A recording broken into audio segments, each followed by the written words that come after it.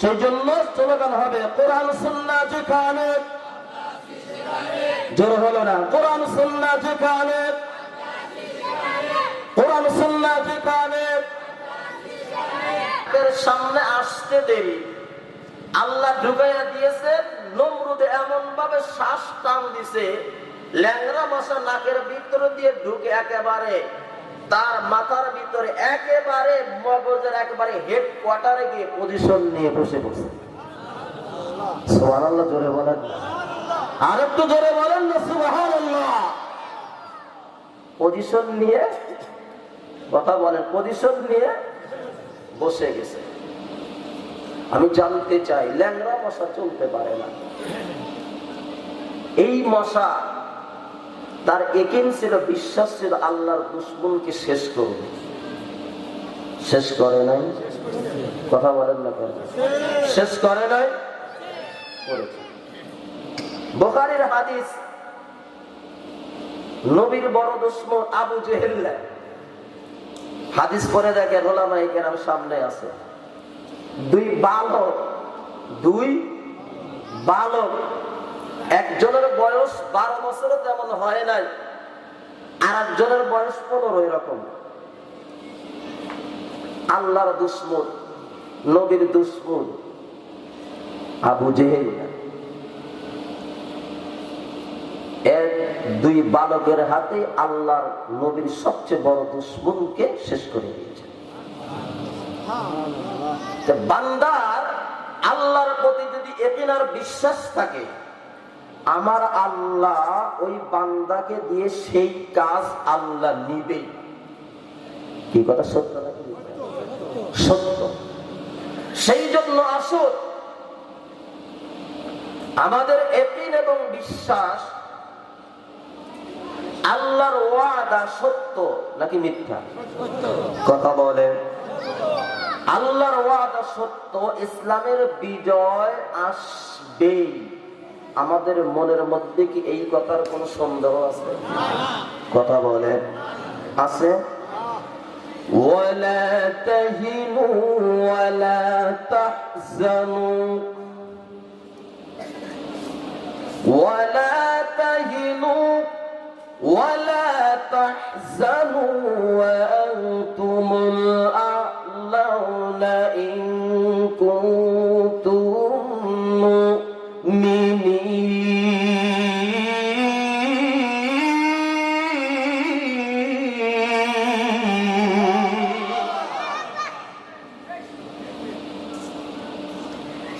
আল্লাহ তাআলা বলেছে তোমাদের বিজয় আসবে, তবে শর্ত হলো তোমাদের মুমিন হতে হবে। কি হতে হবে? মুমিন হতে হবে। পৃথিবীর কোন পরাশক্তি তোমাদের কোনো ক্ষতি করতে পারবে না। ওয়ালা তাহিনু, কোরআনের আয়াত। ওয়ালা তাহসানু, তোমাদের কোনো ভয় নাই, ভীতি নাই, কোনো সন্দেহ নাই, কোনো সংশয় নাই। পৃথিবীর কোন পরাশক্তি তোমাদের কোনো ক্ষতি করতে পারবে না, কোনো কিছুই করতে পারবে না, যদি তোমাদের অন্তরের মধ্যে ঈমান থাকে, যদি তোমরা মুমিন হতে পারো। কার কথা?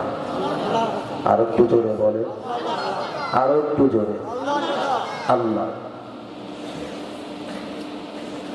সেই জন্য আসুন, আমরা মুমিন মুসলমান, আমাদের অন্তরে ঈমান আছে। কথা বলা ঠিক না? আমাদের পরিচয় একটাই, আমরা মুসলমান, আমরা কোরআন ওয়ালা। কথা বলেন ঠিক কিনা? সেই জন্য মুসলমানি বান্দা কথাগুলো দিল দিয়ে শোনার ভাই। আমি এই সময়ের মধ্যে আপনাদেরকে একটু দিক নির্দেশনামূলক যেই কথাগুলো বলেছি, কথাগুলোর মূল উদ্দেশ্য হলো আমরা ঈমানদার, আমরা মুমিন, আমরা মুত্তাকি, আমরা পরহেজগার, আমরা আল্লাহর সৈনিক, নবীর সৈনিক, সাহাবায়ে কেরামদের আদর্শের গড়া আমরা ঈমানদার মুমিন মুসলমান। সেই জন্য আমাদের হতাশার কোনো কারণ নাই। শত্রু যতই বড় হোক না কেন, যতই বড় হোক না কেন, ইমানদারদের সাথে আমার আল্লাহ রয়েছে। কথা বলেন ঠিক কিনা? মুসলমানি বান্দা কথাগুলো দিল দিয়ে শোনার মুমিন। সাহাবাই কিরাম বদরের প্রান্তরে চলে গিয়েছেন। 313 জন সাহাবী। যুদ্ধের তেমন কোন সরঞ্জাম নাই, অস্ত্র নাই, অর্থকড়িও তেমন নাই। 1000-এর বিরুদ্ধে যুদ্ধের ময়দানে যুদ্ধ পরিচালনা করতেছে। সাহাবায়ে কেরামরা এমন অবস্থা হয়ে গিয়েছে, মুসলমানি বান্দা আল্লাহর পক্ষ থেকে এমন অবস্থা, সাহাবায়ে কেরামদের টেনশন, আল্লাহর পক্ষ থেকে কখন সাহায্য আসবে, কখন সাহায্য আসবে। সাহাবায়ে কেরাম নবীর কাছে দৌড়িয়ে চলে যায়, ইয়া রাসূলুল্লাহ, আল্লাহর পক্ষ থেকে কখন সাহায্য আসবে? মাতা নাসরুল্লাহ,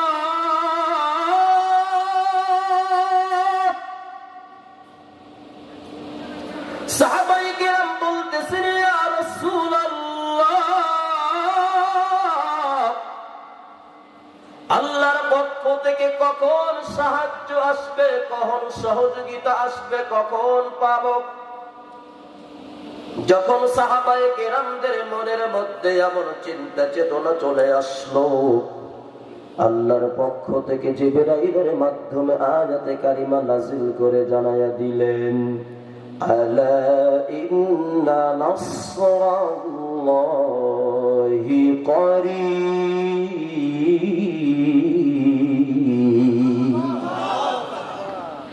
ও আমার সাহাবায়ে কেরাম, তোমরা আল্লাহর কাছে তোমরা সাহায্য চেয়েছো, কখন তোমরা সাহায্য আসবে আল্লাহর পক্ষ থেকে?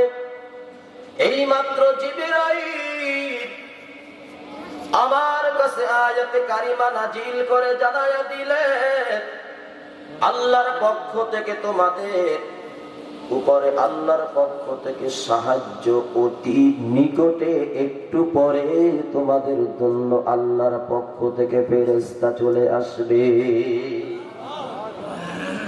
মুসলমানি বান্দা সেই জন্য সব বিষয়ের মূল শর্ত হলো ঈমান, আর অন্তরের মধ্যে আল্লাহর ভয়।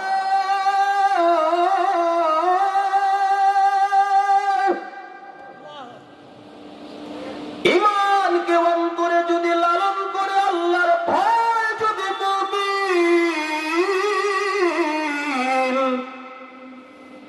তুমি যদি অন্তরে ঢুকাইতে পারো, রে মুসলমানি বান্দা,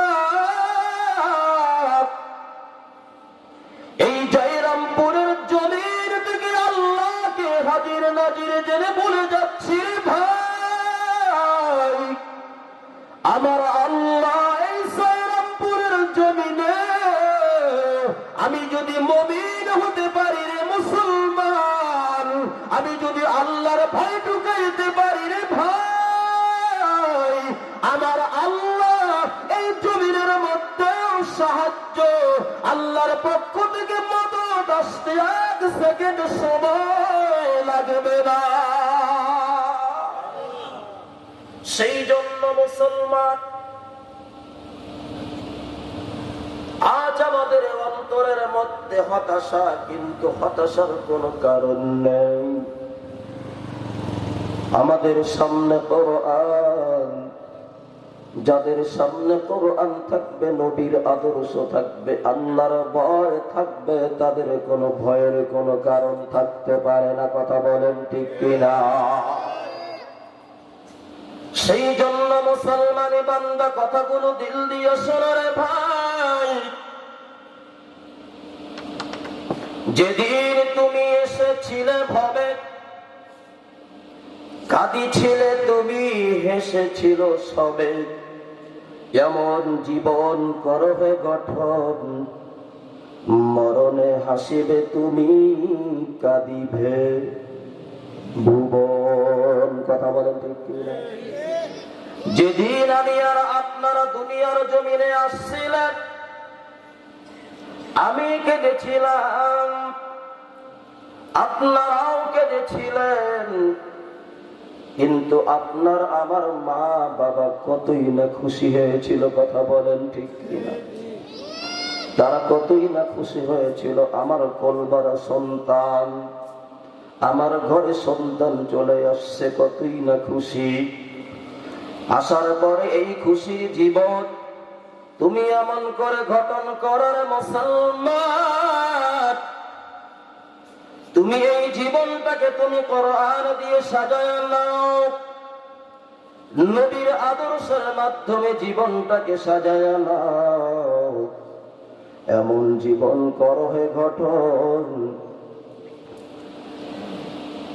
মরণে হাসিবে তুমি, কাঁদিবে ভুবন। আমাদের দেশের সূর্য সন্তান জুলাই যোদ্ধা শরীফ ওসমান হাদি দুনিয়ার থেকে বিদায় নিয়ে চলে গেছে। খোদার কসম করে বললেও মিথ্যা হবে না, এক শুক্রবারে দুর্বৃত্তরা তাকে গুলি করেছে, আর এক শুক্রবারে আল্লাহর ডাকে সাড়া দিয়ে চলে গিয়েছেন। কথা বলেন ঠিক কিনা? এই একটা সপ্তাহের মধ্যে যেই পরিমাণ উলামায়ে কেরাম, হাফেজ কোরআন, যুবকদের দোয়া, সাধারণ জনগণের যেইভাবে দোয়া পেয়েছেন, এটা বাংলাদেশের যুবকদের জন্য এটা একটা স্মরণীয় হয়ে থাকবে। কথা বলেন ঠিক কিনা? আল্লাহর বান্দা জীবিত থাকা অবস্থায় বলেছিলেন, আল্লাহ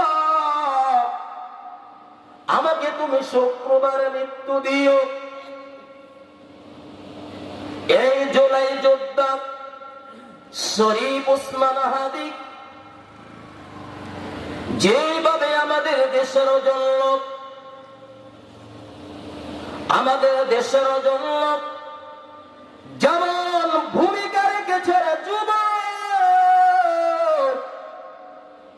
যেমন ভূমিকা রেখেছে দেশের জন্য, তেমন ভূমিকা রেখেছে ইনসাফ প্রতিষ্ঠা করার জন্য। কথা বলেন ঠিক কিনা?